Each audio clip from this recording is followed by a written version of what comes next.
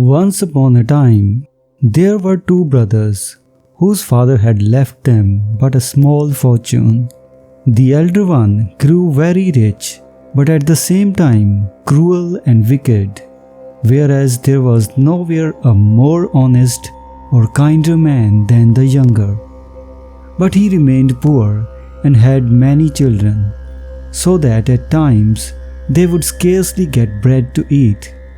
At last one day there was not even this in the house.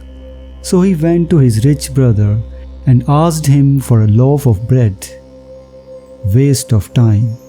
His rich brother only called him beggar and vagabond and slammed the door in his face. The poor fellow, after this brutal reception, did not know which way to turn. Hungry, scantily clad, shivering with cold, his legs could scarcely carry him along. He had not the heart to go home, with nothing for the children, so he went towards the mountain forest. But all he found there was some wild pears that had fallen to the ground. He had to content himself with eating these, though they set his teeth on edge. But what was he to do to warm himself?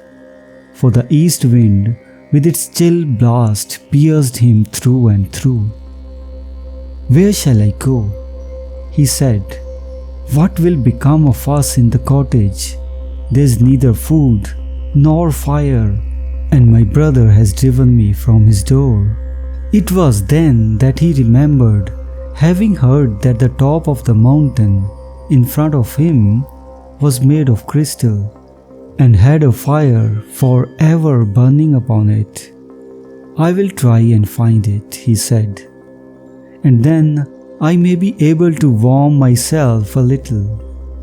So he went on climbing higher and higher till he reached the top, and he was startled to find 12 strange beings sitting round a huge fire. He stopped for a moment, but then said to himself, "What have I to lose? Why should I fear? God is with me." So he advanced towards the fire, and bowing respectfully said, "Good people, took pity on my distress. I am very poor. No one cares for me. I have not even a fire at my cottage. Will you let me warm myself at yours?" They all looked kindly at him, and one of them said, "My son, come, sit down with us and warm yourself." So he sat down and felt warm directly as he was near them. But he dared not speak while they were silent. What astonished him most was that they changed seats one after another, and in such a way that each one passed round the fire and came back to his own place. When he drew near the fire, an old man with long beard and bald head arose from the flames and spoke to him thus, "Man, waste not thy life here. Return to thy cottage, work and live honestly. Take as many embers as thou wilt. We have more than we need." And having said this, he disappeared. Then the 12 filled a large sack with embers, and putting it on poor man's shoulders, advised him to hasten home. Humbly thanking him, he set off.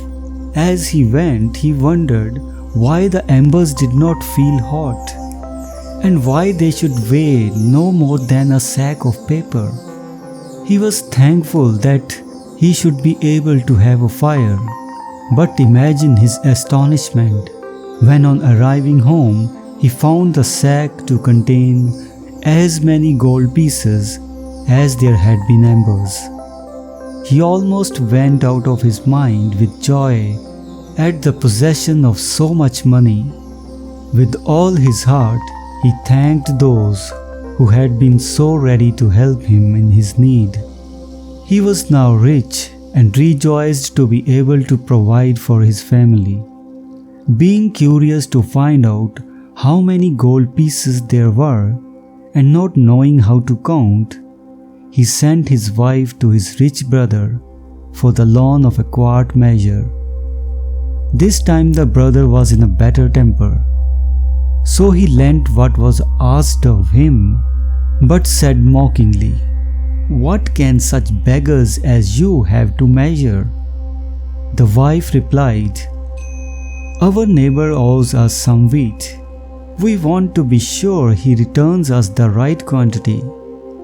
The rich brother was puzzled, and suspecting something, he, unknown to his sister-in-law, put some grease inside the measure. The trick succeeded, for on getting it back, he found a piece of gold sticking to it.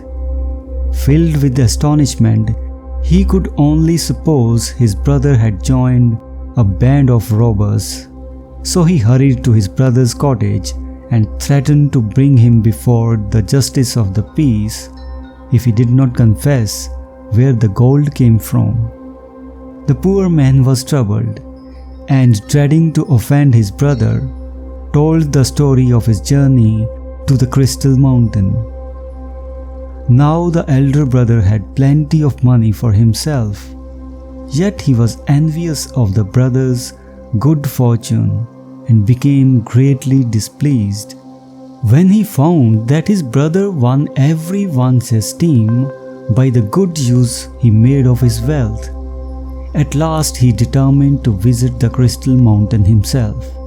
"I may meet with as good luck as my brother," he said to himself.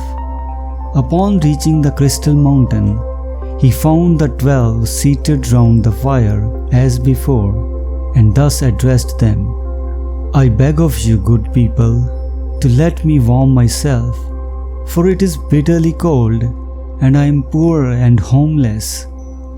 But one of them replied, "My son, the hour of thy birth was favorable. Thou art rich, but a miser. Thou art wicked, for thou hast dared to lie to us. Well, dost thou deserve thy punishment?" Amazed and terrified, he stood silent, not daring to speak. Meanwhile, the 12 changed places, one after another, each at last returning to his own seat. Then from the midst of the flames arose the white-bearded old man and spoke sternly to the rich man. "Woe unto the willful! Thy brother is virtuous, therefore I blessed him. As for thee, thou art wicked, and so shall not escape our vengeance." At these words the 12 arose. The first seized the unfortunate man, struck him, and passed him on to the second. The second also struck him, and passed him on to the third, and so did they all in their turn, until he was given up to the old man, who disappeared with him into the fire. Days, weeks, months went by, but the rich man never returned, and none knew what had become of him. I think, between you and me, the younger brother had his suspicions, but he very wisely kept them to himself.